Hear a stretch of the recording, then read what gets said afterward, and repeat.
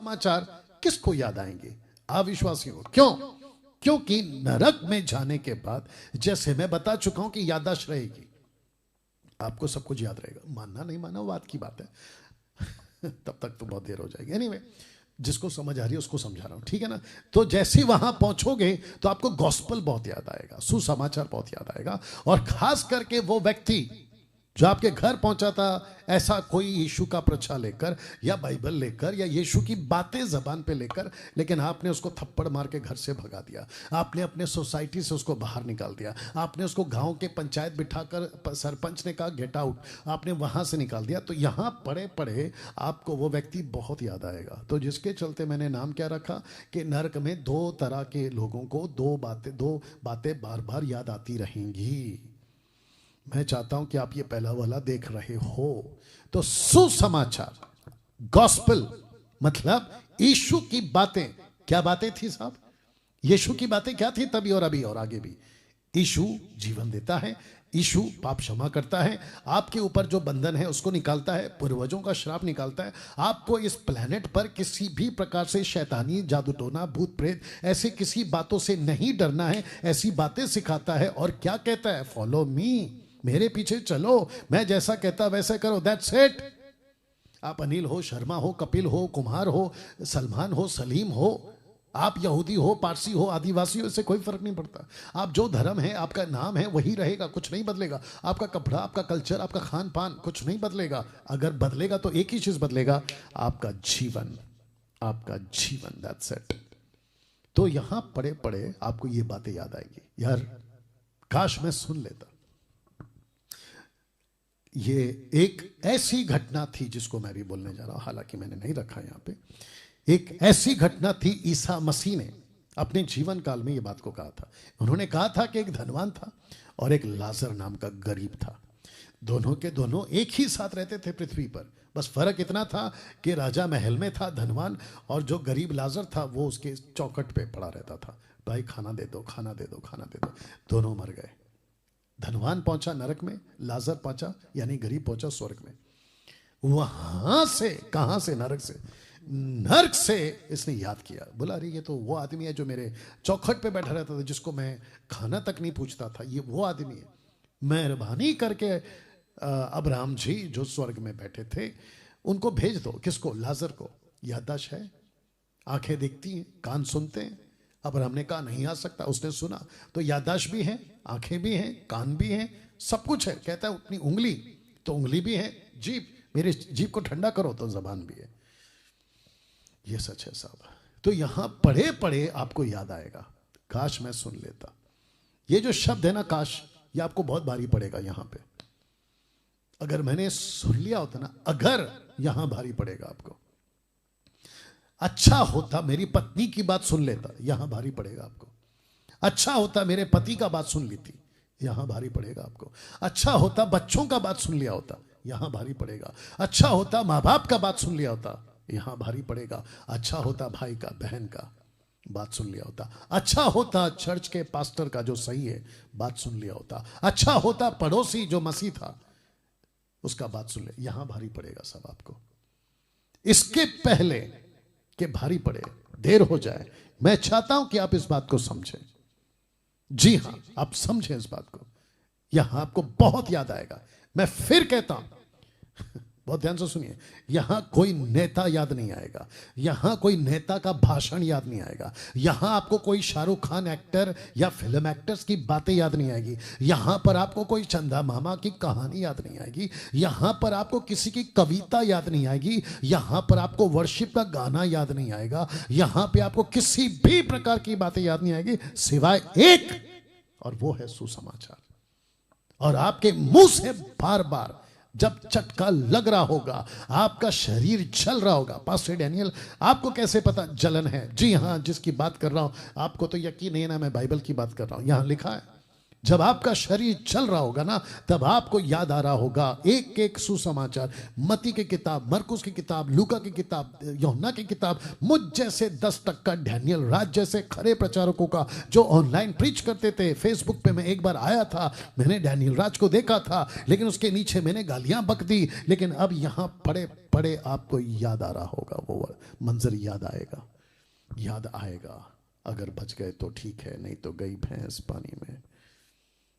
कैसा लग रहा है दोस्तों?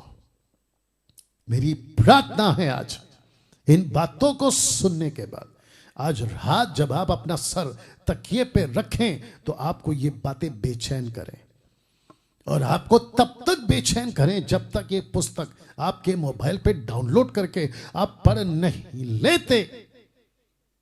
मैं चाहता हूं कि आपको एक और बात बताऊं।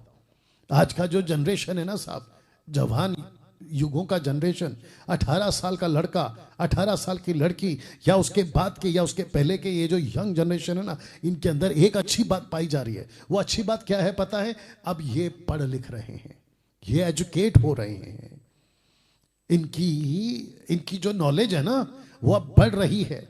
एक ऐसा टाइम था या एक ऐसा दौर था, मेरे टाइम का दौर बता लीजिए, जब मैं था, मेरे माँ बाप के पास में इतने पैसे नहीं थे कि वो मुझे पढ़ा लिखा के अव्वल दर्जे का आदमी बना दे। ना ही उनके टाइम पर ऐसा अवसर था। गांधी जी ने कहा कि अगर भारत देखना है तो गांव में जाकर देखो। तो आपको बता दूं कि आज से 50-60 साल पहले गांव, जो कि हर चीज में अव्वल था, लेकिन स्कूल के मामले में, एजुकेशन के मामले में अभी हुई है साहब तरक्की, तो हो अभी हो रही है तरक्की। मैं नहीं कहता कि उस टाइम के लोग पढ़े लिखे नहीं थे, लेकिन जिस दर्जे में आज है ना, उस कंपेयर में, उस दौर के दरमियान आज इतना ज्यादा है कि मैं खुशी है उस बात की। एजुकेट हो रहे। क्यों मैंने ये बात को क्यों निकाला? क्योंकि आज आपके पास में बहुत सारा साधन है। आपके हाथ में एक डब्बा है जिसको कहते हैं मोबाइल, सेल फोन। उसमें गूगल है, उसमें यूट्यूब है, उसमें बहुत सारा जरिया है। जरा पता तो लगाओ ना हिस्ट्री को। यूं ही बकवास करने से नहीं होगा साहब, आपको पता लगाना बहुत जरूरी है कि इतिहास है क्या। तो मैं चैलेंज देता हूं, अभी जितने मुझे सुन रहे हैं ना, मैं उन सभी को चैलेंज देता हूं, तो जाओ ना बाइबल के इतिहास में। आप तो पढ़े लिखे जनरेशन है, अभी आप जाइए ना, पता लगाइए ईसा मसीह कहां से आए, ईसा मसीह का वंशज क्या था, ईसा मसीह की जीनोलॉजी क्या थी, जरा पता लगाइए ना। कब, कहां, किसने क्या बोला, कौन सा नबी था। बादशाह सिकंदर खुद ईसा मसीह को जानते थे। उन दिनों के दौर की बात कर रहा हूं। एक नबी था, उसका नाम था दानियल, उसके दरमियान ये किताब लिखी गई थी। वो चाहे दानियल का 7वां अध्याय हो, 8वां अध्याय हो, 9वां 10वां अध्याय हो, ईसा मसीह को देखा, एक पुरुष को देखा। इसका वर्णन उस वक्त के राजा नबूकदनेस्सर, उसको पता था। परमेश्वर ने एक दास को भेजा था जो 430 साल की गुलामी में थे, उसका नाम था मूसा। वहां का राजा फिरौन, जाके देखो ना इतिहास को। अभी आए थे ना 26 जनवरी को चीफ गेस्ट बनकर इजिप्ट के मंत्री। जाके हिस्ट्री पता लगाओ, जाके पूछो उन लोगों से, हिस्ट्री स्टडी करो, कहां से निकला है और क्यों निकला है। अच्छे अच्छे मर गए, अच्छे अच्छों ने जाने दे दी इसी बात को फैलाने में, जिसको कहते हैं सुसमाचार, गुड न्यूज, गॉस्पल। लीजिए तो यहां बहुत याद आएगा दोस्तों। अगर अभी नहीं समझे, गई भैंस पानी में। तर्क का शौक है ना, कर लीजिए ना तर्क। विरोध का शौक है ना, कर लीजिए ना विरोध। तर्क करने से सत्य नहीं बदलेगा, विरोध करने से सत्य नहीं बदलेगा, कत्ल करने से सत्य नहीं बदलेगा। कितनों को मारोगे, कितनों को रोकोगे, कितनी बाइबल फाड़ोगे, कितने चर्च को तोड़ोगे, और कितने पादरियों को जेल डालोगे। पादरियों से मेरा मतलब है वो नहीं जो पेट की सेवा करते हैं, वो जो अपना यीशु का क्रूस उठाकर चलते हैं। मैं उन सच्चे सेवकों की बात कर रहा हूं। You understand? ना चर्च क्रिश्चियनिटी में आता है, ना पादरी का नाम क्रिश्चियनिटी में आता है। We are not Christians, we are kingdom curse. मैं पादरी नहीं हूं ईसाई धर्म का, मैं यीशु का प्रचारक हूं। That's it, that's it. मेरा नाम बदलना है बदल दो, मेरा जात बदलना है बदल दो, लेकिन ईमान नहीं बदल सकते। या मसीहा को मैं मानता हूं, क्यों? ईसाई हूं इसलिए नहीं, मैं इंसान हूं इसलिए मानता हूं। मुझे एहसास हो गया मैं पापी था, मेरे पूर्वज आदम ने पाप किया था, मुझे एहसास हो गया, मैंने अपना जीवन प्रभु को दे दिया, ईसा मसीह को दे दिया। क्यों? क्योंकि वही मेरे पापों के लिए मरा। यही तो कहता है सुसमाचार। मुझे यहां नहीं जाना था और ना ही जाना है, और ना ही आपको मैं कह रहा हूं कि आप जाओ। मुझे कुछ पता चला, मैं आपको बता रहा हूं। सिंपल है, आपके हाथ में रिमोट है, आपके हाथ में आपका मोबाइल का बटन है, आपके पास में बैक जाने का ऑप्शन है। आपको ठीक लगता है देखो, नहीं लगता है मत देखो। सिंपल है ना साहब। मसीह मंथन के लोगों, पास्टरों, लीडरों, मैं आपको भी कहता हूं ऐसे ही प्रचार करो। अभी किसी पे मेहरबानी नहीं चाहिए, ऐसी बात करो, सिंपल कहो। ठीक लगता है आइए, टाटा बाय बाय, नहीं समझ में आता है तो वाह। शहर कोई भी हो, तब भी, अब भी और आगे भी, अगर परमेश्वर भेजता है डंके की चोट पे जाइए। और जो कि परमेश्वर भेज चुका है हम सबको, उसने कहा गो टू द नेशंस। उन्होंने कहा है कि जातियों में जाओ और जाकर प्रचार करो। हम सबको प्रचार करना है, वो चाहे कोई भी तुर्रम खान हो। अब क्योंकि ये टॉपिक निकला है तो मैं आपको आज बता भी देता हूं, जो कि मैं हल्के हल्के बताते आ रहा हूं। आपको मैं बताऊं, अगर कोई व्यक्ति हिंदू, मुस्लिम, बौद्धिस्ट, पारसी, आदिवासी, यहूदी, इस पृथ्वी का कोई भी धर्म का आदमी हो, उन सबको आपकी तरफ से जब जब मुलाकात होती है सुसमाचार जाना ही चाहिए आपके द्वारा, नंबर 1। दूसरा, अगर वो नहीं सुनते हैं, हट जाओ। और कैसे बोलना है कि देखिए भाई साहब, जैसे आपको सिचुएशन उसका समझ आता है। देखिए भाई साहब, मैं यीशु को मानता हूं, मेरा फर्ज है आपको बताना कि ये दुनिया खत्म होने वाली है, एक दिन मसीहा आने वाला है, हम सबका न्याय होने वाला है, दुनिया के 800 करोड़ लोगों का न्याय होने वाला है। और या तो अगर जिसके पास में मोक्ष है, मुक्ति यीशु उसका माध्यम है, थ्रू जीसस क्राइस्ट, यानी कि we have to accept Christ. डंके की चोट पे बोलिए, किसी के बाप से नहीं डरना है, ठीक है ना? उसको कहिए सर ये सच्चाई है, ये सच्चाई है, आपकी मर्जी, मैं आपको बताने आया हूं या बता रहा हूं या बता रही हूं। आप सुनते हैं, ठीक है, आपका फायदा होगा, मैं तो बोलकर चला जाऊंगा। लेकिन अगर आप नहीं सुनते तो ये उसका परिणाम है। अब पलट कर वो कहेगा तुम कौन होते हो, मेरा वाला भी है, उसका वाला भी है, तुम्हारी बाइबल ही सब सही है क्या, जीसस ही सबसे। सर माफी चाहते हैं, आप देख लीजिए आपको क्या ठीक लगता है, वो आपकी मर्जी है। लेकिन मेरा फर्ज ये था कि मैं आपको बताऊं। हाँ, अगर आपको नहीं पसंद आता तो छोड़ दीजिए, सीधी बात।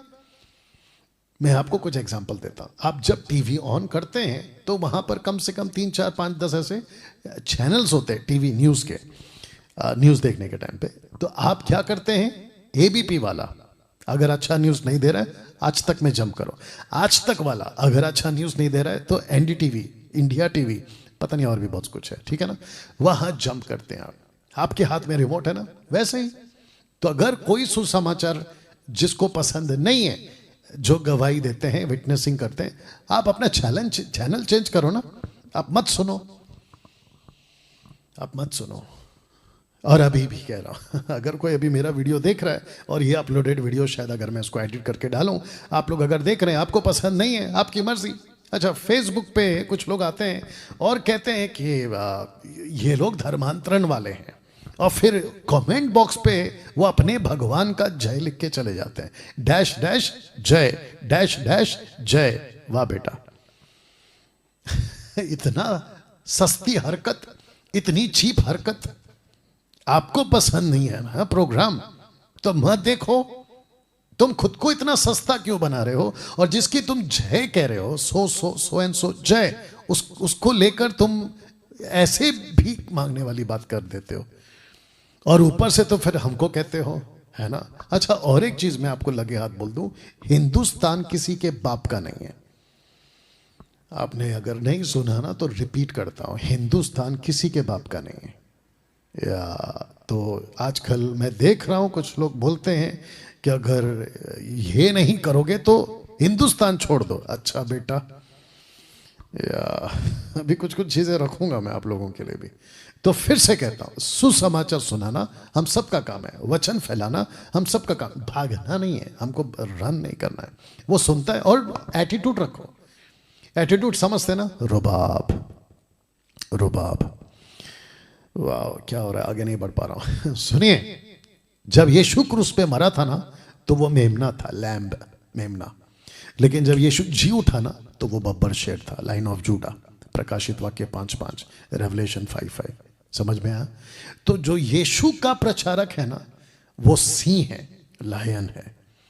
तो रुबाब के साथ बोलो, ए भाई ये है सच्चाई। नहीं समझ में आता, टाटा बाय बाय। सीधी बात है ना।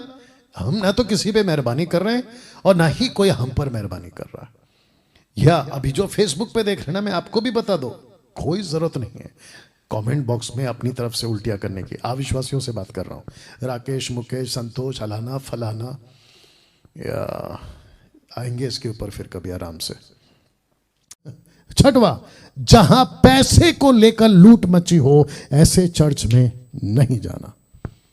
24 घंटा पैसा पैसा पैसा, पैसे को लेकर आना। और ऐसे ऐसे बकवास वाले स्टेटमेंट सुनता हूं मैं, जो कि कहते हैं कि ओल्ड टेस्टमेंट में लिखा है अब्राहम ने दिया इसलिए परमेश्वर ने उसको ब्लेस किया। क्या बकवास है भाई? अब्राहम पहले से ब्लेस था। ऑफ कोर्स परमेश्वर ने ही किया। मलकासदी को उसने ताइथ कब दिया? तुम्हारे हिसाब से दशमांश कब दिया? जब वो ऑलरेडी ब्लेस था। फिर मलाकी 3:10 किसका डर है? वो पैसा नहीं है, वो जानवर है, एनिमल्स है, और वो भी ऑफरिंग के लिए। मेरा घर खाली पड़ा है वो उस मकसद से क्योंकि तुम नहीं ला रहे, इजरायली नहीं लाते थे। लेकिन वो पैसा, दैट वाज नेवर करेंसी, वो पैसा कभी नहीं था, वो एनिमल्स थे। उसका डर दिखाकर और फिर ऊपर से सिखाते, जैसा बोगे वैसा काटोगे, जिस नाप से नापोगे उसी से तुम्हारे लिए भी नापा जाएगा। ये सब आउट ऑफ कॉन्टेक्स्ट स्क्रिप्चर्स है, आउट ऑफ कॉन्टेक्स्ट।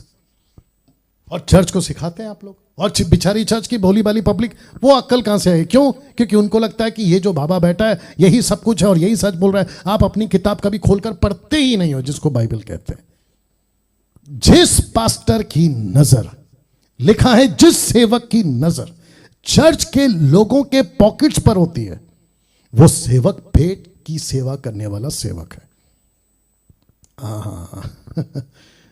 चर्च में कुछ सेवक लोग ढूंढते रहते हैं कौन सा रिच पार्टी है, कौन सा फैमिली बैंक में काम करता है, बिजनेस है, या फिर किसके पास में ज्यादा प्रॉपर्टी है। कुछ कुछ लोग तो ये भी पूछ लेते हैं, पास्टर जी पूछ लेते हैं, आपके घर पे आना है, आपके घर पे आके प्रार्थना करेंगे, तो लगे हाथ पूछ लेते हैं आपके हस्बैंड क्या करते हैं, आपकी इनकम कितनी है, और फिर उसके हिसाब से कैलकुलेट करते हैं और कहते हैं कि अगर 1 लाख रुपए आपकी इनकम है तो कम से कम 10,000 रुपए तो ऑफरिंग बनता है। इसको कहते हैं पॉकेट पे नजर।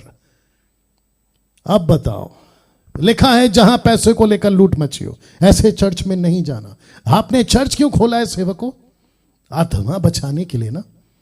मैं रख रहा हूं, थोड़ा टाइम जाएगा, कोई बात नहीं, लेकिन सुनिए, चर्च में आत्माओं को बचाने के लिए, उनको ट्रेन करने के लिए, उनको डिसाइपलिंग करने के लिए, और फिर उनको कहना है कि गो तुम भी यही करो। यह है ना आपका मकसद। मैं फिर बोल देता हूं जो हमेशा बोलता हूं कि हम चर्च वाले पास्टर्स ईसाई धर्म की दुकान नहीं खोली है। हमने यीशु के राज्य को प्रचार करने के लिए अपना यह काम लिया हुआ है, ईसाई धर्म को नहीं। रोमियो 16:18, क्योंकि ऐसे लोग जिसकी नजर लोगों के पॉकेट पे होती है, ऐसे लोग हमारे प्रभु मसीह की नहीं परंतु अपने पेट की सेवा करते हैं, अपनी पेट की सेवा करते हैं। चिकनी चुपड़ी बातों से सीधे साधे मन के लोगों को बहका देते हैं। ये देखिए, और बेचारे पब्लिक बहक जाती है। फिर कहूंगा गलती आप लोगों की भी है जो बहक गए। मुझे खुशी है एक तरफ, बहुत ध्यान से सुनना, मुझे खुशी है एक तरफ कि जब से मसीह मंथन का काम शुरू किया, जब से हमने मंथन शुरू किया कि क्या गड़बड़ चल रहा है, इसको मैंने शुरू किया था, उसके बाद कुछ लोग जुड़े। मुझे खुशी है कि आज हजारों की तादाद में हम लोगों को एजुकेट कर पाए, ताइथ में एजुकेट कर पाए, अन्य भाषा में एजुकेट कर पाए, वर्शिप में, और उनको बचा पाए गलत तरीकों से जाने में। मुझे खुशी है उस बात की। पास्टर डैनियल, ऐसे करने में आपके दुश्मन बहुत हो गए, क्या फर्क पड़ता है? रद्दी फर्क नहीं पड़ता। हाथी चले बाजार, कुत्ते भौंके हजार, ये तो मैं कहते आ रहा हूं। यीशु को नहीं फर्क पड़ा, मुझे क्या फर्क पड़ेगा? मैं अपना काम जारी रखूंगा। पहला कुरिन्थियों 6:13, 1 Corinthians 6:13 लिखा है भोजन पेट के लिए, भेंट भोजन के लिए, परंतु परमेश्वर इसको और उसको दोनों को नाश करेगा। जिस पर तुम्हारी नजर है ना, पॉकेट पैसा, उसको परमेश्वर नाश करेगा। सोना चांदी, आपका डायमंड्स, आपका बैंक बैलेंस, आपके दुनिया भर की खाने की चीजें दोनों नाश होंगी। तो इस पर इतना फोकस क्यों? यीशु कहते हैं ना, जहां तेरा धन वहां तेरा मन। आसमान में इकट्ठा करो, प्रभु कहता है स्वर्ग में इकट्ठा करो पैसा। दूसरा थिस्सलुनीकियों 3:6, 2 Thessalonians chapter 3 verse 6 onwards कहता है, हे भाइयों, हम तुम्हें अपने प्रभु यीशु मसीह के नाम से आज्ञा देते हैं कि हर एक ऐसे भाई से अलग रहो जो अनुचित चाल चलता है, जो शिक्षा उसने हमसे पाई उसके अनुसार नहीं करता, जो शिक्षा यीशु ने पौलुस को दी, पतरस को दी, उसके मुताबिक नहीं करता वचन साथ, क्योंकि तुम आप जानते हो कि इस रीति से हमारी सी चाल चलनी चाहिए, क्योंकि हम तुम्हारे बीच में अनुचित चाल नहीं चले। कॉन्टेक्स्ट क्या देखो, वचनार्थ, किसी की रोटी मुफ्त में ना खाए। सेवकों, पास्टरों, चर्च के सेवकों, यीशु का दास कहता है पौलुस, किसी की रोटी मुफ्त में सेंत में तो ना खाए, पर परिश्रम और कष्ट से रात दिन काम धंधा करते थे कि तुम में से किसी पर भार ना हो। यह था पौलुस कहता है, यह नहीं कि हमें अधिकार नहीं, हमें अधिकार था। पहला कुरिन्थियों 9 अध्याय का पाठ मुझे नहीं सिखाना कि धावते हुए बैल का मुंह मत बांधो, वो एक सार्कास्टिक या एक एग्जाम्पल के तौर पे बोल रहा था। वो उसको भी उठाकर लोगों ने जो है डॉक्ट्रिन बना दिया। ये नहीं कि हमें अधिकार नहीं है, हमें अधिकार है, पर इसलिए कि अपने आप को तुम्हारे लिए आदर्श ठहराए कि तुम हमारी सी चाल चलो। जब हम तुम्हारे यहां थे, पौलुस कह रहा है कि जब मैं तुम्हारे यहां पे था तब भी यह आज्ञा तुम्हें देते थे कि यदि कोई काम करना चाहे तो खाना भी ना खाए। वापस पढ़ देता हूं कि यदि कोई काम करना ना चाहे तो खाना भी ना खाए। दूसरे शब्दों में, अगर तुम अपनी नौकरी नहीं करते हो तो तुमको चर्च के पैसे से खाना नहीं खाना है। माय गुडनेस, अब बताओ वचन 10, जो हम तुम्हारे यहां थे, माफ करना, जब हम तुम्हारे यहां थे तब भी यह आज्ञा देते थे कि यदि कोई काम करना ना चाहे तो खाना भी ना खाए या खाने भी ना पाए। इसका मतलब क्या है? मुझे कितने कॉल्स आते हैं, हमारी टीम को कितने कॉल्स आते हैं, कहते हैं कि पास्टर जी, हम तो पास्टर हैं, फुल टाइम के सेवक हैं, कहीं पहले संस्था में थे, वहां छोड़ दिए, आपके पास जुड़कर काम करना चाहते, कितना दोगे? ऐसे कितने कॉल्स आते बताइए। अगर ऐसा कोई पास्टर जिसकी नजर चर्च के बक्से पे है, चर्च के लोगों के पॉकेट पे कि वहां से कितना मिलेगा, सेवा छोड़ दो भाई, जाके कुछ और कर लो।